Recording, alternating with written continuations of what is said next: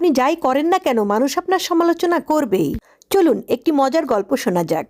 একবার এক ভদ্রলোক এবং তার স্ত্রী তাদের পোষা গাধাটিকে নিয়ে কোনো একটি জায়গায় হেঁটে হেঁটে যাচ্ছিলেন।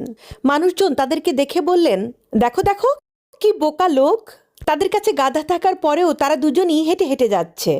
এদের মাথায় কোনো বুদ্ধি নেই। গাধার কাজই তো তাদেরকে বহন করা, তাহলে তারা গাধাটিকে হাঁটিয়ে নিজেরা কেন হেঁটে হেঁটে যাচ্ছে? তারা তো চাইলেই গাধার পিঠে উঠে যেতে পারে। কথাটি শুনে ভদ্রলোক বেশ লজ্জায় পড়ে গেলেন। লজ্জায় পড়ে তিনি এবং তার স্ত্রী দুজনই এবার গাধার পিঠে চড়ে যেতে লাগলেন। তখন চারপাশ থেকে আবার মানুষ দেখে বলল, দেখো লোকগুলো কি নির্দয়, তারা দুজনে মিলে এই ছোট গাধাটির পিঠে চড়ে উঠেছে। গাধাটির কথা তারা একবারও চিন্তা করলো না। নির্দয় পাষাণের মতো দুজন মোটা মোটা লোক এই গাধার পিঠে চড়ে চলে যাচ্ছে। এইবারও তাদের কথা শুনে ভদ্রলোক আবার লজ্জায় পড়ে গেলেন। এইবার তিনি তার স্ত্রীকে গাধার পিঠে